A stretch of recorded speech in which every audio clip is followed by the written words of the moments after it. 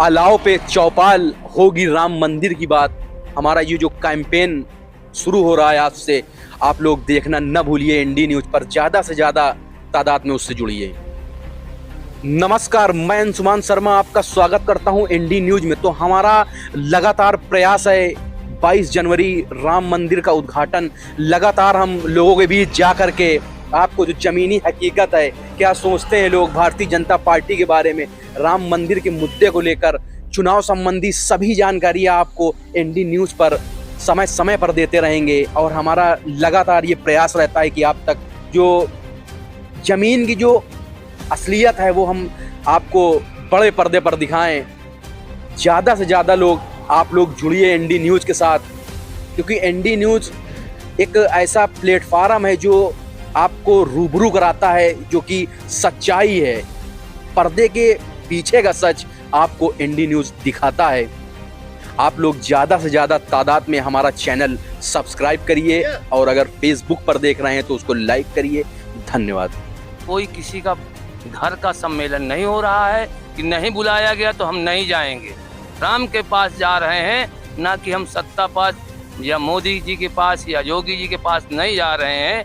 वो राम का मंदिर है और राम सबके हैं। ये जिसके भी दिल में हो वो जा सकता है। यदि वहाँ पर कोई उसके साथ कुछ इफ बट करे तब वो कह सकता है कि क्या तुम्हारा मंदिर है, ये राम का मंदिर है। नहीं, देखिए बात आपकी सही है, लेकिन देखिए एक जो प्रावधान होता है, जैसे कोई भी कार्यक्रम होता है, प्रशासन स्तर में भी अगर कोई कार्यक्रम होता है तो जितने पूर्व विधायक, पूर्व मंत्री, राज्य मंत्री, जितने भी संबंधित सरकार से पूर्व में रहे हुए वो लोग होते हैं, उनको निमंत्रण पत्र भेजा जाता है।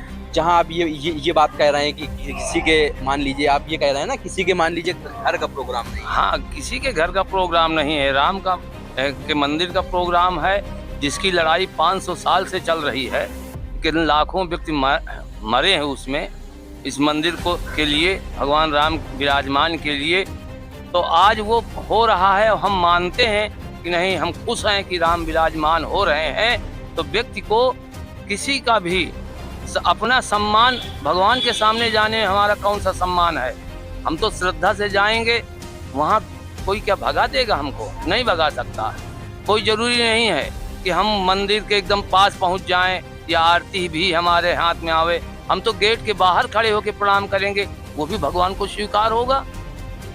और भी लोग हमारे साथ मौजूद हैं यहाँ पे, हम और भी जो है लगातार बात कर रहे हैं। दादा, क्या नाम है आपका? पुष्पराज सिंह। दादा ये बताइए, कहाँ तक देख रहे हैं आप? 22 जनवरी बहुत ही कम समय बचा है, उसमें भव्य जो राम मंदिर का उद्घाटन होना है, इस बार इसको किस नज़र से देखते हैं आप? बड़ी सुंदर नज़र से, वो तो भक्ति भावना है। हाँ, भक्ति भावना की नज़र से देख रहे हैं। और सब लोग वहाँ जाइएगा, हम लोग भी जाएंगे, जाके उसका उत्साह बढ़ाएंगे। हैं, सरकार बहुत अच्छा कार्य कर रही है।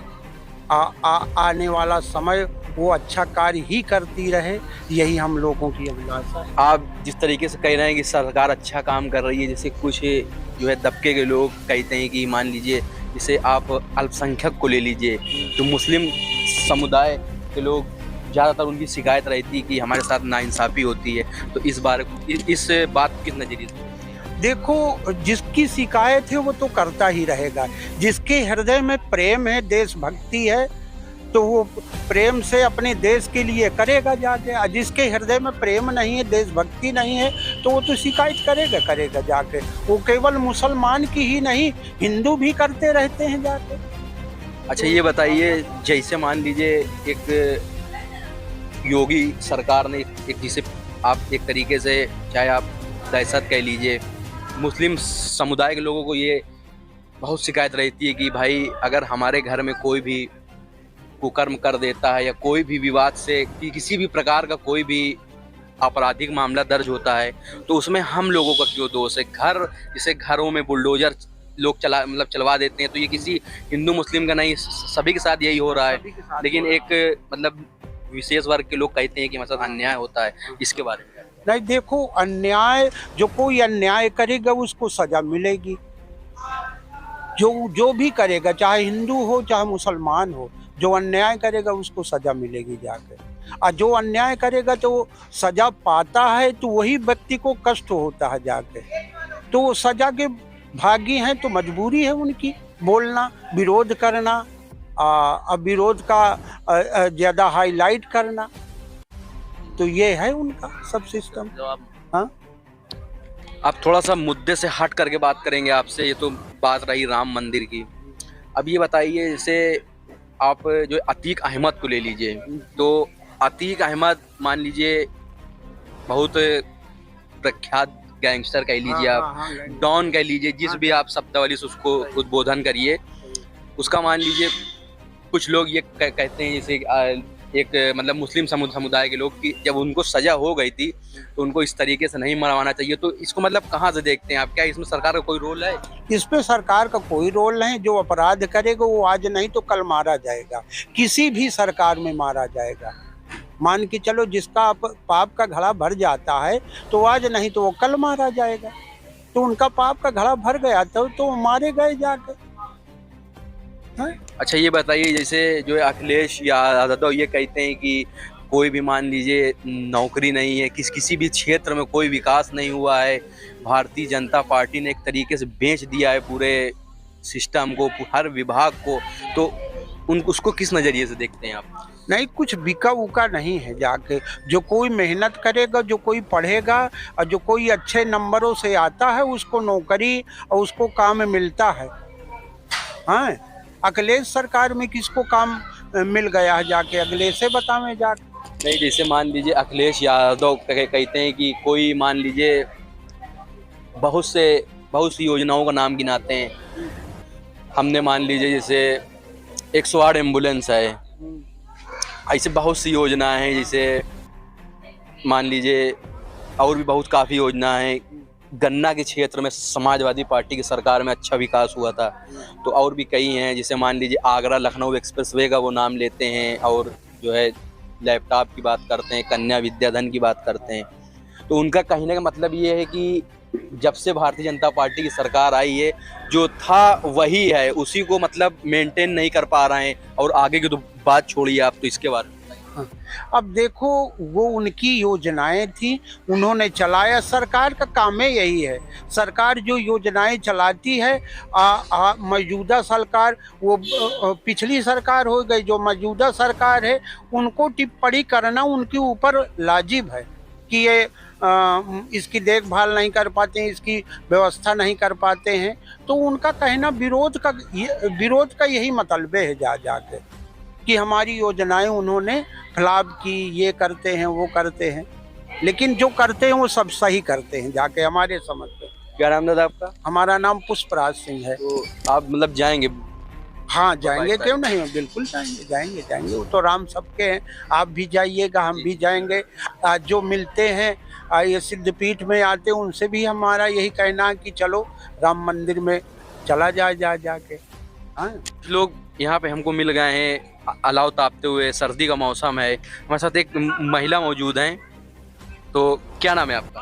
अनीता जी, ये बताइए 22 तारीख की डेट जो है नज़दीक आ रही है, राम मंदिर का भव्य शुभारंभ होना, इसको किस नज़रिए से देखते हैं? अच्छी नज़रिए से। जय श्री राम। तो ये बताइए, क्या भारतीय जनता पार्टी से आप संतुष्ट हैं या कुछ आप बोलना चाह रहे हैं? संतुष्ट तो है, मगर कुछ अब ये जो निकाल रहे हैं तो उसे तो असुष्ट है ना जनता। मतलब कौन सी योजनाएं आपको नहीं अच्छी लग रही भारतीय जनता पार्टी?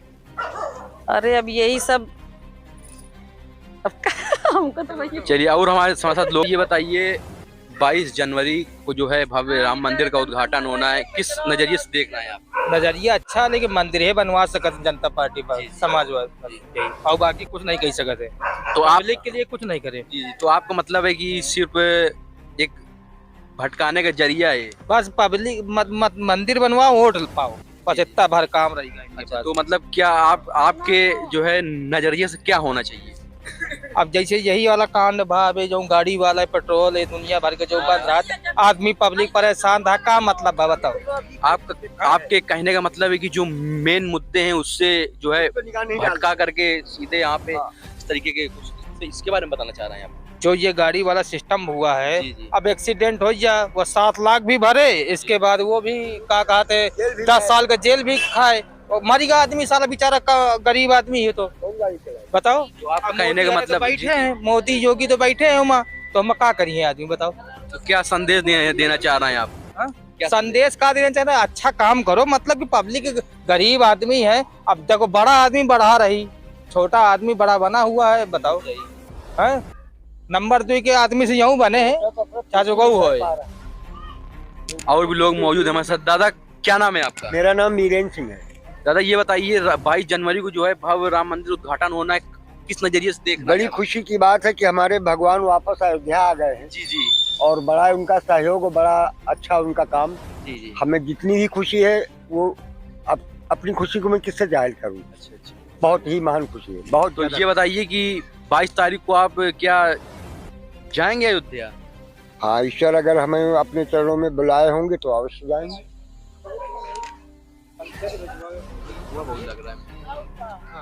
इसी क्रम में और हमारे साथ व्यक्ति मौजूद हैं। राम मंदिर का जो हम लोग मुद्दा चला रहे हैं, लगातार लोगों के बीच में जाके उनकी राय जान रहे हैं, तो हमारे साथ एक व्यक्ति मौजूद। क्या नाम भैया आपका? मेरा नाम मुन्ना गुप्ता। मुन्ना गुप्ता जी बताइए 22 जनवरी राम मंदिर लगभग बन के तैयार है, उद्घाटन होना है, सारे जो है प्रशासनिक अधिकारी, पूर्व मंत्री, विधायक, सांसद सभी को न्योता लगभग पहुंच चुका है, इसको किस नजरिए से देख रहे हैं आप? भैया ये तो बहुत अच्छा हुआ और ये मान के चलिए अपने जीवन काल में ये पहली बार सुनने को मिला है कि राम मंदिर बन गया है, तैयार हो गया है और राम भगवान विराजमान होने वाले। अखिलेश यादव सत्ता पक्ष के काफी कम लोगों को यहाँ पे जो निमंत्रण पत्र दिया गया है, इसको किस नजरिए से देखते हैं आप? उनका कहना है कि हम भी राम भक्त हैं, हमारी भी भावनाएं हैं, तो क्या आप इस बारे में सोचते हैं? भावनाएं हैं तो पहुंचे आप भाई, सबका स्वागत है वहाँ। जरूरी थोड़ी है कि कोई बुलाने जरूरी के नहीं लिए कि भाई विपक्ष है तो ऐसा नहीं, भगवान सबके लिए बराबर सबके है, लिए बराबर है। उनका भी स्वागत है जाने का वहाँ। हक है। कोई जरूरी नहीं कि भारतीय जनता पार्टी के लोग ही जाए, ना, ना, ना, ऐसा नहीं, सबके लिए स्वागत है वहाँ, सबका जो है भव्य स्वागत होगा, ऐसा नहीं कोई भी ऐसे पार्टी का कार्य में जाए। किसी के निमंत्रण की भाई, आवश्यकता नहीं है। जी, जी। ऐसे कार्य में किसी की निमंत्रण की आवश्यकता नहीं है, तो हमारे भगवान वापस आए, हमें तो खुशी होनी चाहिए, महान खुशी होनी चाहिए कि कम से कम उनके चरणों में सर झुका करके अपनी आस्था को प्रकट कर सके, कह सके। और भी हमारे साथ यहाँ पे काफी दर्शक मौजूद हैं, लेकिन ये बताइए जैसे राम मंदिर का क्या प्रभाव चुनाव में पड़ेगा 2024 के, इसके बारे में आप? नहीं, बिल्कुल पड़ेगा, बहुत बड़ा पड़ेगा, क्योंकि जहाँ तक है हमारी उम्र तो 38-39 साल तो हो ही गई है ना। अभी तक किसी कोई भी हो, चाहे विपक्ष हो या कुछ भी, किसकी भी सरकार रही हो, अभी तक मुद्दा ये फाइनल नहीं हुआ था। जब से भारतीय जनता पार्टी की सरकार आई ये मुद्दा फाइनल हुआ, राम मंदिर बनने को चालू हुआ, बन भी गया और राम विराजमान भी होने वाले हैं। तो इस वजह से ये बहुत बड़ी बात है और भारतीय जनता पार्टी ही जीतेगी, सरकार ही बनेगी, ये मान के चलिए। अच्छा, जैसे अखिलेश यादव कहते हैं कि हमने, मान लीजिए पूर्व मुख्यमंत्री उत्तर प्रदेश के, हमने काफ़ी योजनाएं, कन्या विद्याधन, लैपटॉप, 108 और जो है 100 नंबर पुलिस की जो बढ़िया व्यवस्था की गई है, तो उनका कहना है कि जब से हम थे जभी तक थे, उसके बाद वहाँ उसको तक मेंटेन नहीं कर पा रहे हैं। आगे की आप बात छोड़िए, इस बारे में बताइए थोड़ा सा। नहीं तो ये बात अब क्यों बोल रहे हैं भाई, मानते हैं कि उनके लाई हुई योजनाएं हैं तो उनको समय भी सरकार भी रही 5 साल, ऐसे 5 साल 10 साल जो भी रही हो, तो अपने सरकार में ही पूरा कर लेते, अपना नाम पैदा कर लेते। अब आप अधूरे में छोड़ के चले गए तो कोई ना कोई तो पूरा करेगा ही, अधूरे में थोड़ी पड़ा रहेगा कि आप वही सरकार आएगी जब वही पूरा करेगा। भाई कोई भी सरकार आएगी वो तो पूरा करेगा ही, तब उनको मौका मिला वही पूरा करेगा। अब उनको मौका मिला है तो कुछ जो अधूरे काम पड़े थे वो तो पूरा किए ही और कुछ नए काम भी किए, ऐसा नहीं। कौन सा नया काम किए? अच्छा ये बताइए, जी जी जी हाँ आप बताइए। हाँ, कौन सा नया काम की नहीं? 10 साल के सजा कौन सा किए नहीं? अब हम बताइए मान्यवर, एक चीज हमें थोड़ा सा कहने का मौका दें। मैं ड्राइवर हूँ, अगर मैं ड्राइवरी नहीं करूँगा तो खाऊंगा क्या? बिल्कुल सही बात। और ड्राइवरी कर रहा हूँ, आकस्मिक अगर कोई एक जानवर भी आ जाता है फुटपाथ से इधर से उधर, तो ब्रेक में ड्राइवर का पैर पहुंच जाता है एस्केलेटर से हट करके। इसके बावजूद अगर किसी को मरना ही है तो पीछे जाके टायर में घुस के मर जाता है। तो उसको 10 लाख, 20 लाख, 50 लाख, ड्राइवर को बीच की फांसी, ड्राइवर को फांसी, ड्राइवर को 20 साल 10 साल की सजा, 5 लाख रुपए जुर्माना। ये कहाँ से करके लाएगा? 200 रुपए 100 रुपए के तो मेहनत करने वाला व्यक्ति 10 लाख कहाँ से लाएगा? अपनी बहू बेचेगा कि बेटी बेचेगा कि बीवी बेचेगा कि परिवार बेचेगा? अच्छा, आप अभी ये कह रही थी कि क्या किया सरकार ने, अभी आप जब हमारी बात चली तो आप मतलब क्या आप बताना चाहती हैं? बताइए, बोलिए। नहीं कह रहे जैसे कि